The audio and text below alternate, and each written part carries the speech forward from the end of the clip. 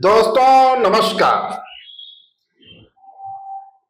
आप देख सकते हैं हमारे साथ झारखंड आंदोलन का एक बड़ा चेहरा शैलेंद्र महतो जी है। शैलेंद्र महतो जी ना सिर्फ झारखंड आंदोलन का चेहरा रहे, एक बड़ा आंदोलन की इनकी पृष्ठभूमि रही। इसके साथ ही शैलेंद्र महतो की पहचान उनके लेखन कर्म को लेकर भी होती रही है। अभी झारखंड को समझना है, झारखंड के इतिहास को समझना है, तो कई पुस्तकें जो शैलेंद्र महतो के द्वारा लिखी गई है उसे समझना बेहद जरूरी है। उसी में से एक झारखंड की समर गाथा भी है। लेकिन उम्र के इस पड़ाव पर जब करीबन 4 से 5 दशक की जर्नी इन्होंने आंदोलन की तय की है, राजनीति की तय की है, और अब थोड़ा विश्राम की स्थिति में है। राजनीति से कहें कि एक विरक्ति भी है, पर लेखन से विरक्ति नहीं गई। और इनकी एक बेहद महत्वपूर्ण विषय पर किताब आई है, वह है सृष्टि और धर्म। हालांकि उसका भी किया जाना बाकी है, लोकार्पण किया जाना बाकी है। तो सर, पहली बात कि सृष्टि और धर्म, इस सृष्टि और धर्म में क्या है, आपने किन चीजों? देखिए, सृष्टि मैंने इस किताब में एक चीज है, सृष्टि लोकार्पण किनके हाथों से करवाने वाले हैं? हमने ओबीसी को पत्र लिखा है, असदुद्दीन ओवैसी। असदुद्दीन ओवैसी को। ये धर्म एक समरसता के लिए, आज धर्म का लेकर के दुनिया में झगड़ा है ना। आज धर्म क्या है? मेरे विचार से देखिए, धर्म एक है। ये जो हिंदू, मुसलमान, सिख, ईसाई, जैन, बौद्ध, ये जो इतने तरह तरह के जो है, इसको मैंने लिखा है, ये संस्थागत धर्म है। ये सब इनकी अपनी परंपराएं हैं, अपनी विधि विधान है। ये इनका कोई ईश्वरीय विधान नहीं है। ईश्वरीय विधान क्या है? पंचतत्व है। पंचतत्व का जो क्रियाशीलता से ये दुनिया चलता है, ये सौरभ मंडल चलता है। उसको कोई ईश्वर और ये वो, बहुत से लोग बोलते हैं ना भगवान चला रहे हैं, ईश्वर चला रहे हैं, लेकिन ईश्वर क्या है? ईश्वर का ना कोई रूप है, ना रंग है, ना कुछ है। तो ये पंचतत्व ही इस ब्रह्मांड का संचालन कर रहा है। और इस चीज को मैंने उसमें लिखा है, और उसका विस्तृत रूप है जो मैं अभी आपको शॉर्ट में बता रहा हूं। और जैसे आपका नास्तिक, आस्तिक, नास्तिक जो है वो दुनिया में एक है, उसको कोई मतलब नहीं है इस झगड़े से, ये धर्म का झगड़ा से। लेकिन जो लोग आस्तिक है ना, वही लोग में झगड़ा झंझट है। दूसरा एक जाऊंगा, दुनिया में नास्तिकों ने दुनिया को खूबसूरत बनाने में पहल की है या आस्तिकों ने पहल की? नहीं, नास्तिकों ने ही, जो ईश्वर को नहीं मानते हैं, उन्होंने दुनिया को, जो देवी देवता नहीं है, नहीं, उन लोगों में कोई झगड़ा नहीं है ना। और दुनिया को खूबसूरत बनाने की पहल भी वही लोगों ने किया है, जो नास्तिक जिसको बोला जाता है। लेकिन वो दुनिया को मानता है, वो जल को भी मानता है, वो आग को भी मानता है, वो पृथ्वी को भी मानता है। उसके साथ क्या कहते हैं, मतलब भगवान का जो व्याख्या मैंने किया है, भौ से भूमि है ना, गौ से गगन यानी आकाश, वो से मतलब वायु, उसमें एक आकार है, ओ छिपा हुआ है, अग्नि, और नौ से नीर, यही तो भगवान है। क्षितिज जल गगन, समीरा, पंच तत्व मिली रची। हाँ, तो यही तो है, इसके अलावा कुछ नहीं है दुनिया में।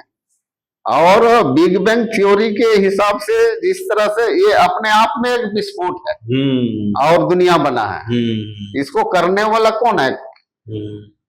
कोई कुछ नहीं है, वो अपने आप स्वतः हुआ है। आप आस्तिक हैं या नास्तिक हैं? मैं आस्तिक और नास्तिक, मैं ये जो ढकोसला है ना, मैं उसको नहीं मानता हूँ। अच्छा अच्छा। ये देवी देवता ये सब फालतू चीज है। ना किसी ने देखा है, ना किसी ने ये क्या है, ये सुना तो है, लोग सुना क्या सुना है, है देखा नहीं। देखा नहीं है। अब मैं जिसको नहीं समझूंगा उसको क्यों मानूंगा?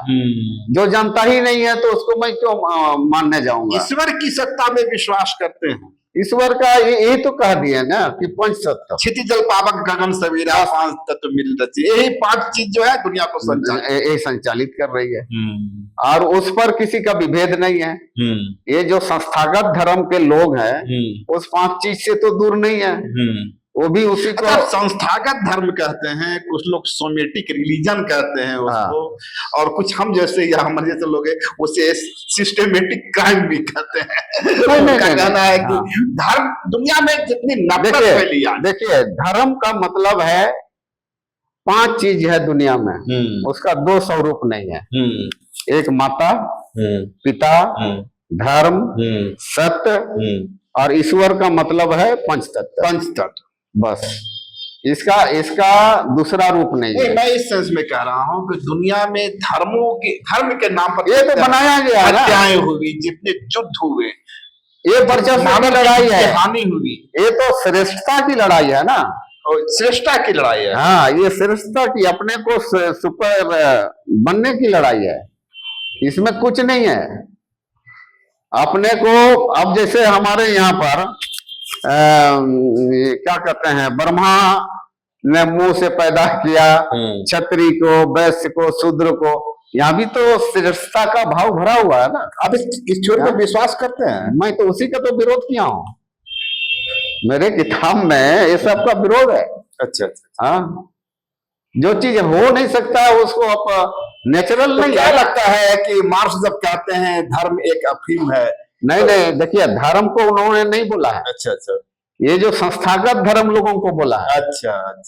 उन्होंने कभी भी धर्म और सत्य को कभी नहीं बोला। मैंने मार्क्स का भी जिक्र किया है कि मार्क्स ने संस्थागत धर्म का विरोध किया, उन्होंने उसको अफीम बोला है। संस्थागत धर्म कहते हैं तो क्या आपका अभिप्राय उस धर्म से होता है जिसका एक किताब होता है, एक भगवान?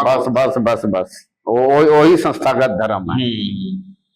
उन लोगों ने अपने अपने किताब लिख लिया है, वही उसका विधान है। और मानते हैं कि किताब ईश्वर ने लिखी है, ईश्वर द्वारा। वो ईश्वर कभी है ही नहीं, तो ईश्वर निराकार है तो उन्होंने लिखा कहाँ से?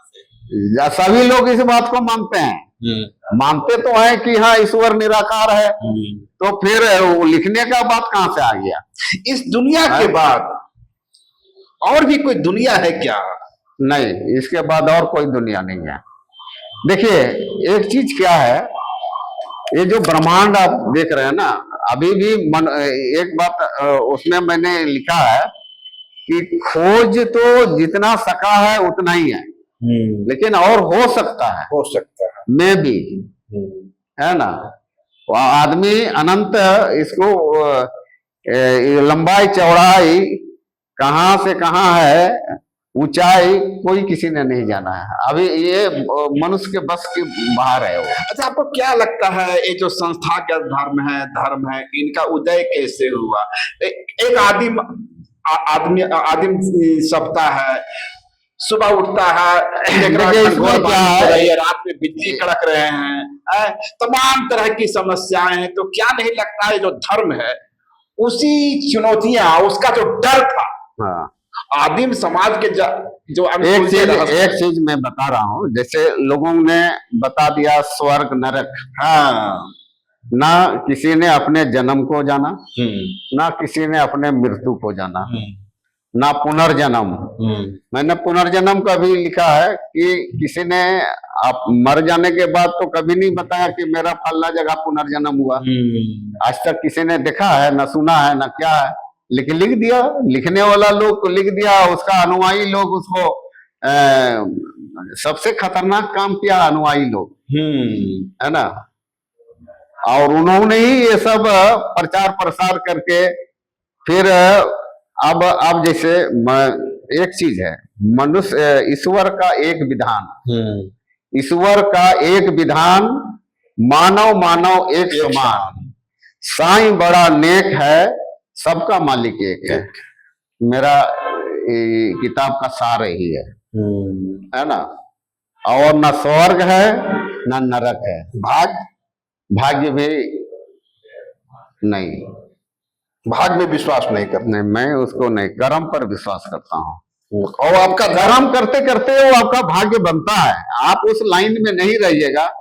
और कभी कभी एक चीज क्या है, भाग्य